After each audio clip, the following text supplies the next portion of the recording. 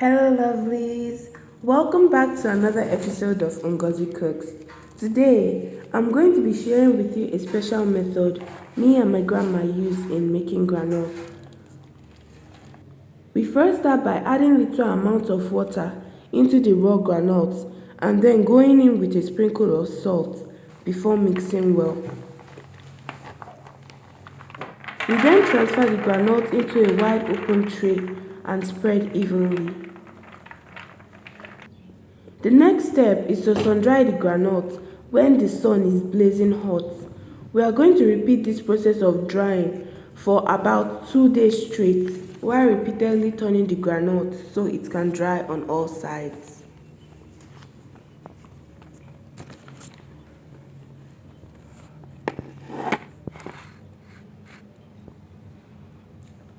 By this time, the groundnut is already crispy, dry and ready to fry. The next step is to put your pan on the fire and add in your frying sand.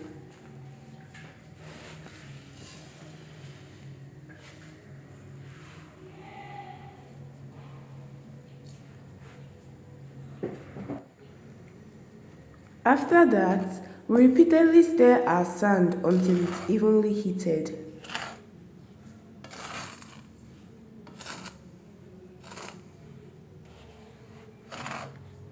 At this point, we pour in our groundnut. When I was little, sometimes me and my grandma used to use garri if there was no sand available. But sand is honestly a better option because the garri burns easily and emits a foul odor. So if you want to try out this recipe, go for sand because it elevates the taste of your groundnut. Whenever I visited my grandma in the village, one of the things I always looked forward to was frying groundnut with my grandma. She always made it feel like a special tradition, just me, her, and the cozy smell of home groundnut.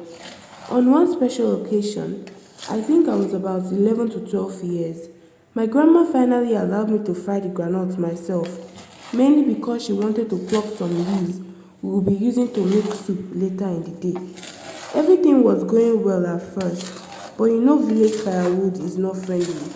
The fire suddenly became hotter for no reason. Before I knew it, the groundnut started changing color fast. I was panicking, yelling for my grandma, and still trying desperately to save the groundnut. But by the time she came, the groundnut, instead of being golden brown, they were turning into something between coffee and pure black. My grandma didn't scold me much, but the next time we fried groundnut and I wanted to give it a try again, he just told me, just sit down and watch me first. You are not ready yet. Now back to our cooking. By this time, you know our groundnut is ready when it smoothly peels from its shell. The next step is to scoop it with your iron sieve and filter.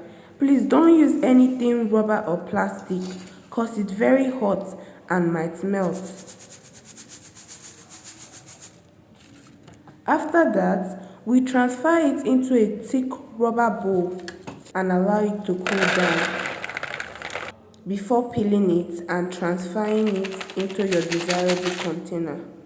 You can serve your groundnut with so many things, and trust me, if you follow this recipe step by step, you are going to be rewarded with a spectacularly tasty groundnut. Thank you guys, and that's all for today. See you guys in the next one.